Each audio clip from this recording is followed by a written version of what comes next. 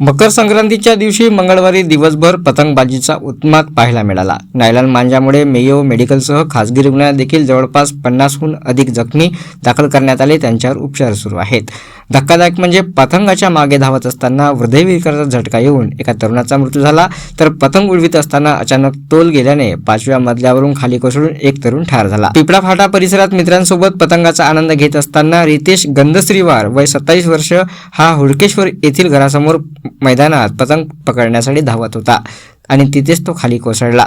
मित्रांनी खासगी रुग्णालयात दाखल केले असता डॉक्टरांनी त्याला मृत घोषित केले। दुसऱ्या एका घटनेमध्ये गिट्टी खदान परिसरामध्ये सोहेल खान सलीम खान वय 23 वर्ष हा इमारतीच्या 5व्या मजल्यावरून खाली कोसळला। पतंग उडविण्याच्या नादाने त्याचा तोल गेला आणि तो कोसळल्याचे सांगण्यात आले। त्याला गंभीर अवस्थेमध्ये मेयो रुग्णालयात दाखल करण्यात आले, मात्र उपचारादरम्यान त्याचा मृत्यू झाला। मेडिकलमध्ये सायंकाळपर्यंत मांजामुळे जखमी झालेल्या 17 रुग्णांवर उपचार करण्यात आले। दरम्यान काही खासगी रुग्णालयात देखील अनेक जण जखमी झालेले भरती करण्यात आले होते। कॅमेरामॅन सचिनसह सनी भोंगाळे, शंकरनाथ न्यूज, नागपूर।